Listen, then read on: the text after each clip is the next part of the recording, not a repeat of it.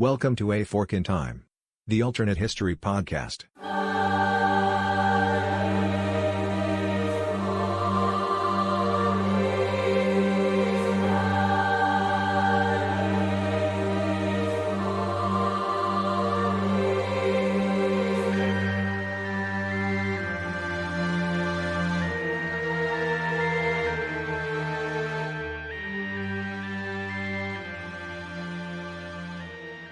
On May the 28th of 1754, an important event happened in the area that we know today as being far western Pennsylvania in the United States. At that time, in what some would have called the Ohio Territory in the New World. And what happened on that date is what's known as the Battle of Jumonville Glen.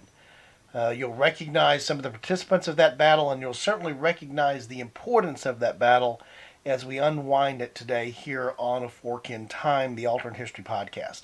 Hi, I'm Don, sitting in the host chair. Welcome you back to the show.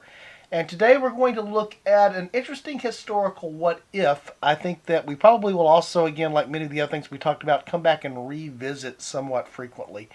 And we're going to look at today the historical what-if there had not been the start of, or potentially a different outcome of, what is known in the United States as the French and Indian War.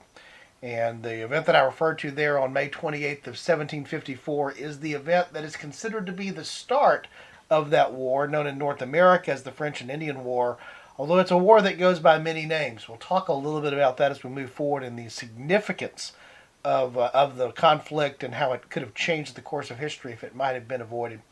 And on that day, again, in 1754, we have the clash of forces here being about 50 men and perhaps some Native American allies that were led by Lieutenant Colonel George Washington, a name we certainly recognize, and who was leading a group of Virginia colonial forces to encounter and to thwart the efforts by French forces to build a fort and establish more of a presence in the area that was known as the Ohio Territory, which was the part of the area that was in disputed or under dispute between France and England in the United States, or in North America at that time.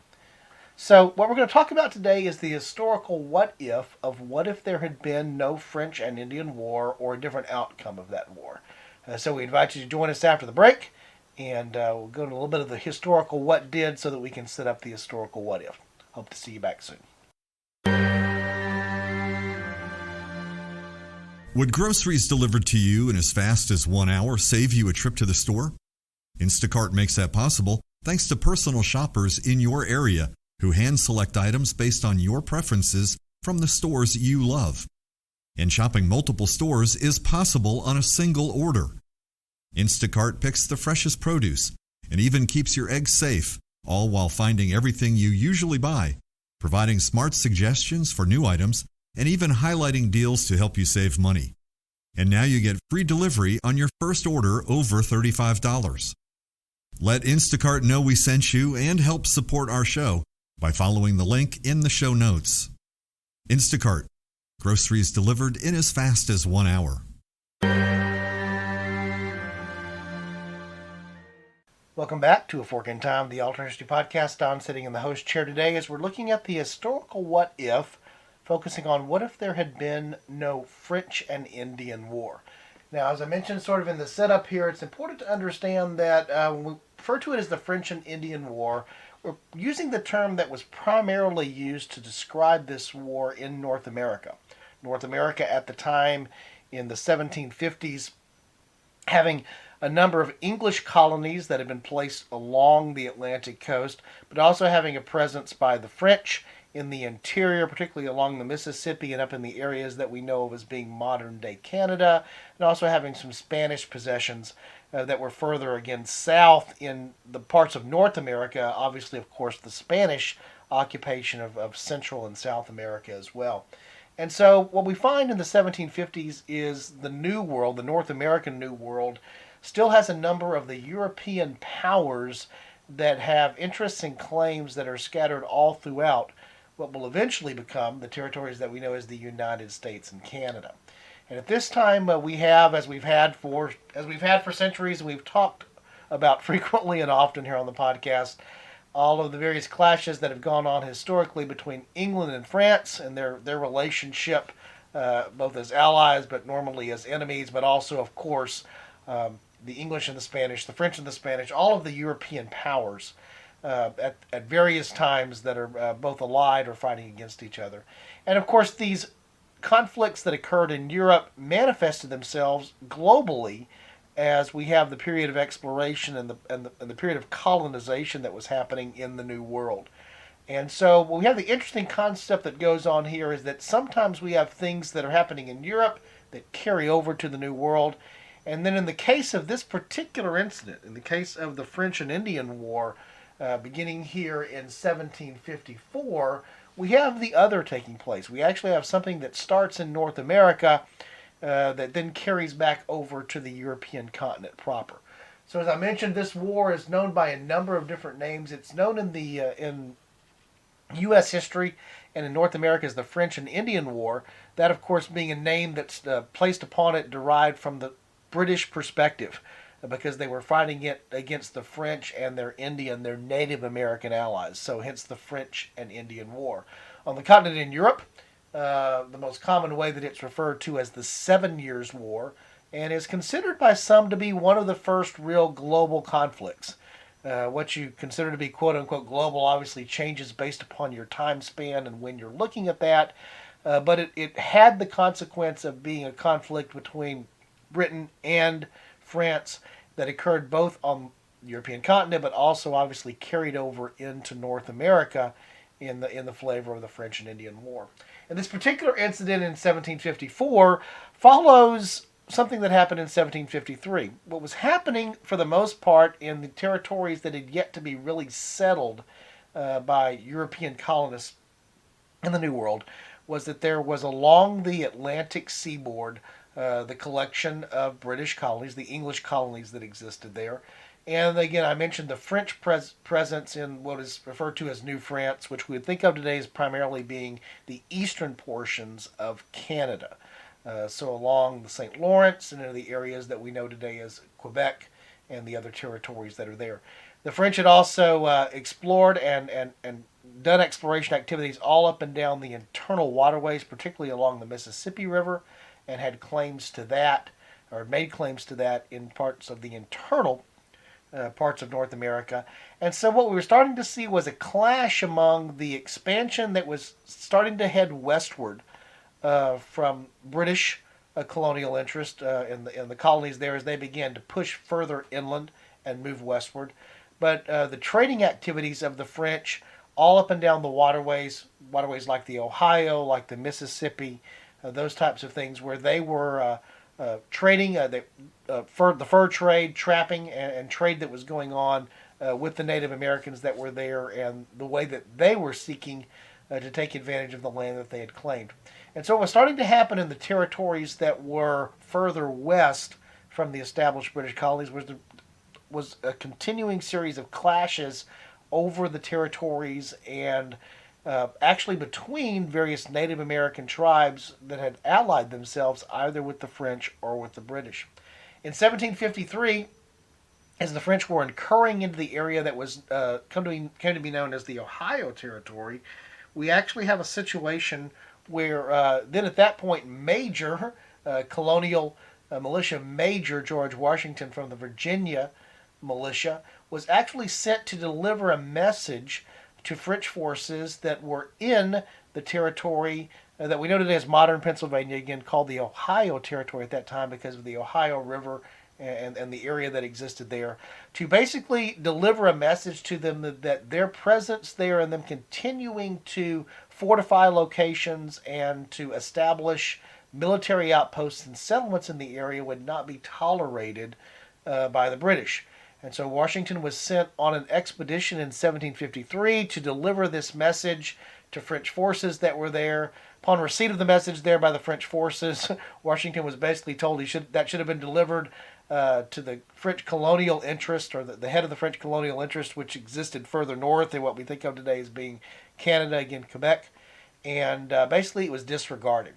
And so when Washington came back, reported to his superior officers up through the regular British military, he was then commissioned, actually given the rank of lieutenant colonel in the militia forces there in Virginia, and commissioned to raise a force of men who would actually then go back out and forcibly interfere with the French influence that was actually happening there in the Ohio Valley and the expansion that he had been sent the year before to deliver a message that would be stopped. And so we find ourselves in 1754 in late May, Washington leading that group and encountering the small French force that had begun to build a fort at the confluence of the territory that the area that we know as Pittsburgh today, known as Fort Duquesne. So it's the confluence of the rivers there, the Allegheny, the Monongahela, and the Ohio River, where they come together.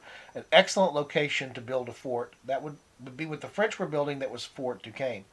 Washington encountered the French forces, and there's a lot of confusion over exactly what happened at the battle, who started what happened there. But it was a British victory, a colonial militia victory, with Washington forces being successful in overcoming the French forces that were there, and then ultimately retreating back to a position where Washington built a defensive fort, what is known as Fort Necessity, which eventually the French came and defeated Washington and his forces at. In fact, Washington was forced to sign a letter basically indicating that the first battle, the Battle of Jumonville Glen, the one that I mentioned, that's the late May battle, had essentially been a massacre of French forces, and that he had actually ordered the execution of the French commander, Jumonville.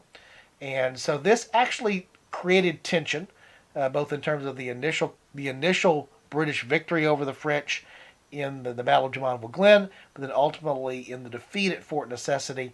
This actually started the series of military encounters in the New World that would come to be known as the French and Indian War. So between French forces, British forces, and again their Native American allies. It's not long before this spills over into tensions that are existing on the continent for other reasons. For example, we're only a few years removed here from what's known as the King George's War, which is all part of the conflicts in Europe over Austrian succession. And so we end up having, again, this first, what some historians identify as one of the first world or global conflicts that is known more generally as the 7 Years' War, but again in North America is the French and Indian War. In North America, the outcome is the expulsion of French interest in New France, and so Britain actually gains control of French Canada and Acadia, and we also have the change of territory where parts of French interests are handed over to the Spanish. And so the result of the French and Indian War in North America, and I'm going to use that term moving forward, knowing that in Europe, the conflict that runs parallel to this and is connected to it is the 7 Years' War. It actually goes by several other names. But the outcome in North America is a changing of the balance of power among three European powers: the British, the French, and the Spanish in the New World, particularly in North America, and particularly in the area on the eastern half of North America. So thinking about the United States and Canada in our modern map, those areas being changed basically east of the Mississippi in dramatic ways. It is a victory for the British. Obviously, they expel and take over New France, the portions of French Canada and Acadia, and it's actually considered to be a victory by the British. It also, in a separate, probably worthy of a separate episode that we'll do at some point, it changes the balance of power in Europe, as we have a change in who the traditional allies and alliances were, that allows for the rise of a more notable Austria, changes French interests in such ways that will be impacted over the next century or so, particularly in the interactions between Britain and France and what's going on in the New World with the War of American Independence. But it is a British victory. But like so many victories that we find throughout history, it's something of a Pyrrhic victory in terms of its cost. The cost of conducting this war over a great distance in North America and the cost of conducting the war on the continent proper in Europe produces a tremendous amount of debt that is incurred both by the British and the French. And so the result of the French and Indian War territorially is a change of the map in North America. Britain now more firmly controls the areas that are adjacent to the colonies that already existed, and the French interest is removed substantially because of their Canadian territories being ceded to the British. However, while they have gained a much stronger position territorially in the New World, again, the consequences of this war have been massive debt that has been undertaken by the British government. And it's that massive debt that actually leads to the most notable consequences of the war in the short term and in the long term. So Britain now, facing this tremendous debt, has to find a way to pay it back. And they had made the choice as part of the end of the conflict in the settlement, the Treaty of Paris. It's sort of amazing to me how often Paris is the place that treaties take place. There's so many points throughout history that are known as the Treaty of Paris. This is the Treaty of Paris in 1763, is that basically the British gave the French a choice. They could cede to them the territories of French Canada and Acadia, what we find there as being, we think of as being Canada today, or they could cede to the British two of the islands that had actually been captured in the Caribbean, Martinique being one of them. These were islands that were very valuable in terms of their production of sugar. And so in the end, the British were actually quite happy when the French chose to regain or reclaim the island possessions in the Caribbean and cede to the British the territory in North America. This was valuable for the British in a number of ways. First of all, it secured their already existing position, the colonies that existed along the Atlantic seaboard. It provided a territorial buffer and control over the areas that were west from there in such a way that they wouldn't have to refight, or intended to not have to refight this battle again with the French over this disputed territory that had caused this conflict to come in existence in the first place. So the British were happy that the choice there was that they would be ceded the larger territories in North America, and they would give up the economic benefits of the smaller islands there in the Caribbean that produced sugar. So while initially the French were happy to do that and the British were happy to do that, it had consequences. Because now the British did not have the economic benefit of sugar trade from those islands, and that they had a much larger territory to continue to defend and to hold on to in North America, even though they had removed the French interest. And there were also some additional elements of the Native Americans who had been allied with the French, and some of the French who were now coming under British control, British rule, who were not happy with what's going on there. Eventually we have the migration of some of those French to the area of Louisiana, the Acadia migration. The reason that we have the concept of Cajuns in Louisiana today in the United States comes as a result of this conflict. But the other primary result of this conflict, beyond just changing the map and changing the economy, particularly of Britain, was it changed how Britain thought of the role of their colonies in the New World. And from Britain's perspective, particularly from that of King George, tremendous sums of money and tremendous expense had been undertaken to defend these colonies in the New World, in New England and in the other parts of the Americas that the British colonies existed. And so now, with this tremendous debt that had been run up in executing in the conflict and defending these colonies from the French, George's position now as the monarch was that the colonies owed to Mother Britain a certain amount of repayment of those funds and taking care of the debt that had been incurred on their behalf. And so one of the consequences in the real timeline of the French and Indian War is it sets up the economic conditions and the relationship that comes to exist between Britain and her American colonies. And this, of course, is what leads to the events of taxation, the concept of taxation without representation, and leads up to the tensions which eventually manifest themselves in the American Revolution and, of course, the impact of that moving forward.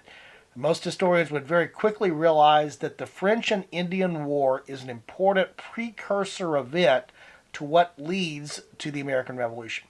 It's certainly true that most of the British colonists / citizens who lived in the American colonies before the Revolution thought of themselves as being British subjects. They were not necessarily enamored with the concept of breaking ties with Britain. It was only as a result of the economic tensions that arose, which led to political tensions, questions about whether or not they had full representation and full citizenship inside of the British political mechanism, representation in Parliament, representation since they were being taxed by Parliament and a king. All of this came as a result of the outcome of a successful French and Indian War. The actual thing that seemed like it was a success was sowed the seeds, what eventually would be one of the major factors that led to the American Revolution. So as we're talking about the historical what if, we've spent a good bit of time here setting up the historical what did. As we're talking about the historical what if, one of the most notable things to think about is if there had not been a French and Indian War, what was commenced in 1754 and settled later in the Treaty of 1763, if that had not happened, what would have been the outcome of the territory that we think of as being the United States, and how things would have played out in North America? And I think the most notable thing to play out there is it's very likely that there would not have been an American Revolution in the 1770s. Again, the American Revolution is primarily an economic revolt over political representation that comes from taxation and other things that were imposed from the American colonial perspective on them that were only imposed in terms of paying off the debt that was incurred by this war. It's important to note once again that the conflict, which again eventually became the 7 Years' War and did manifest itself in Europe, began with those events in May of 1754 in North America. The flashpoint, the trigger point, is a colonial regimental commander in the form of George Washington actually engaging in an event which led to the start of not only a war in the local territory in North America, but a war that went global. And so one of the things that can be thought of here is what would have actually happened in terms of the 7 Years' War. Would the 7 Years' War have manifested itself quite the same way in Europe if there had not been the trigger point, the flash point in North America that's represented by the French and Indian War? My take on that is, war in Europe seems to always be inevitable. The forces that were there, again, this is all sort of also flowing forward from the War of Austrian Succession and the political maneuvering and the military maneuvering that follows that between the major powers in Europe.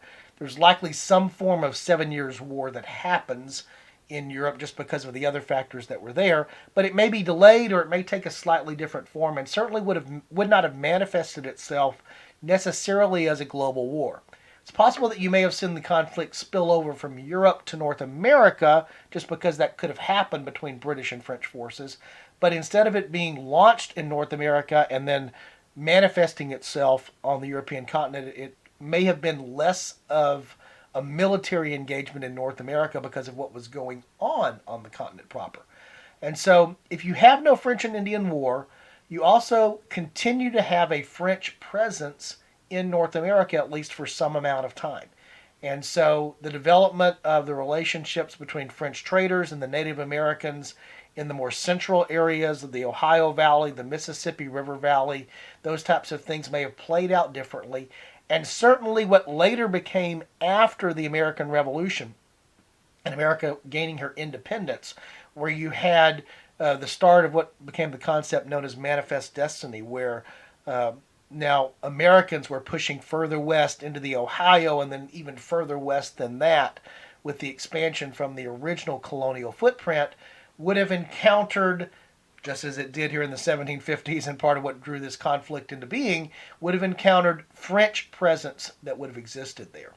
And so the French and Indian War setting up the economic and political conditions that lead to the American Revolution is a very important factor and a what if that's worthy of consideration. But the other thing is realizing that even if you don't have the American Revolution, the expansion by British/American colonials further west would have not worked the same way with a French presence being there. And so those two things combined together really means that this is a watershed event in the middle of the 18th century.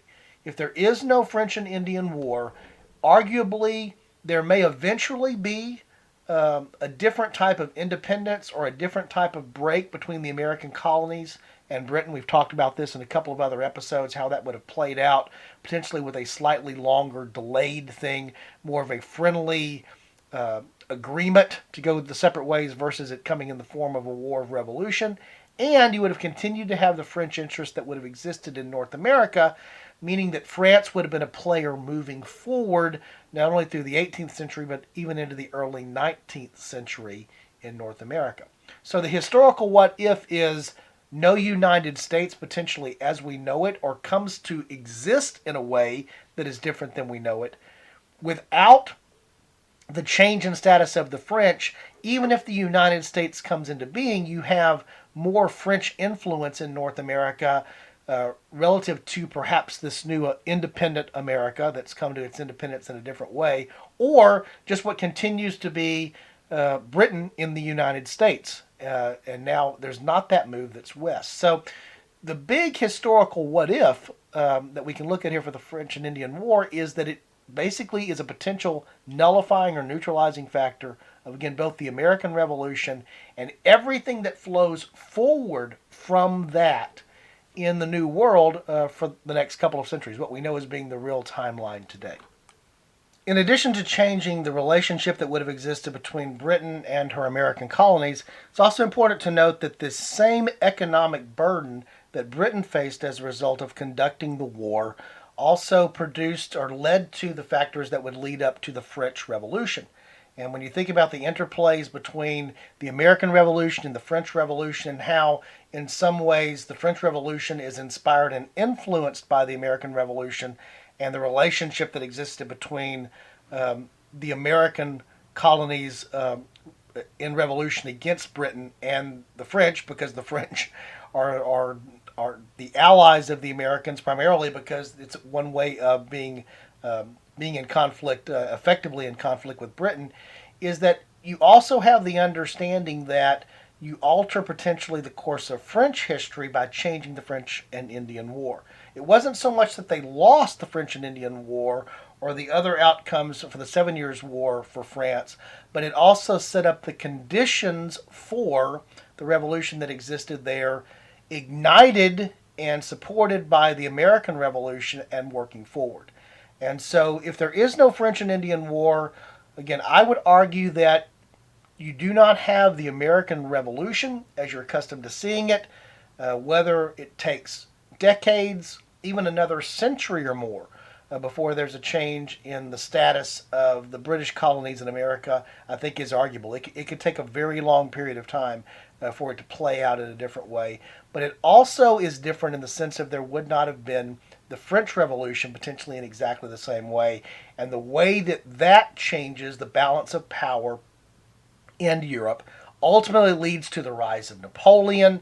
And so as you can see, it's the typical what if history butterfly effect here of not only having a small impact, but blown out and expanded over time, has a much more notable impact in terms of how it would play out over history. So again, the events that happen in what we think of today as being Western Pennsylvania in May of 1754, where less than 100 men combined on both sides clash over whether a fort should be built at a confluence point of a couple of rivers, and the impact that that has on trade and settlement in what is still basically the wilderness of North America, has a tremendous impact in terms of changing the path of the American Revolution and changing the impact of European history and the alliances that exist there, potentially the French Revolution, and moving forward substantially in history. Another side note of that, of course, is the interesting person that's there at that battle that is leading the British colonial militia forces in the form of a very young, in his 20s, George Washington. Of course, he becomes an important figure in U.S. history and the American Revolution, partly because he is known. This is his first taste of military action. He becomes somewhat known because of what he did and success that he had in that initial campaign. The George Washington that we know is very much shaped by this event. And so one of the other impacts of the French and Indian War is on this particular individual that will be an influential individual, obviously, in American history, and obviously as a result of that in world history. So it's interesting to think through, at least at this small, just high-scale level. I'm sure we'll come back and visit it again on future episodes. The impact of what happens if you don't have the French and Indian War. No French and Indian War, maybe no America as we know it today. Once again, thank you for joining us today on A Fork in Time, the Alternate History Podcast. Hope you've enjoyed this little high-level view down that historical what-if. As you well know, this is what we do here on A Fork in Time. Just a reminder to check out our website at www.aforkintimepodcast.com. As we mentioned in last week's sort of introductory episode and the week before with the summer preview, we have a lot of stuff coming up here, particularly with some of the episodes that are in development and actually are getting ready to be released now over the coming weeks. Don't forget that we have the special series that's going on that's available to our patrons over on Patreon that we introduced last week on the impacts and the historical what-ifs of the late Bronze Age collapse. Hope that you participate in that and have a chance to enjoy that. You'll find out more how to do that at the website www.aforkintimepodcast.com. Once again, we appreciate your time and support for the show and look forward to talking to you next week. Thanks.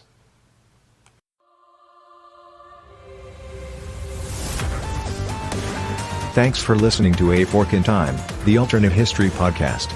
Learn more and provide feedback by visiting our website at www.aforkintimepodcast.com. Connect to us on Facebook at facebook.com/aforkintime or follow us on Twitter at AFIT Podcast.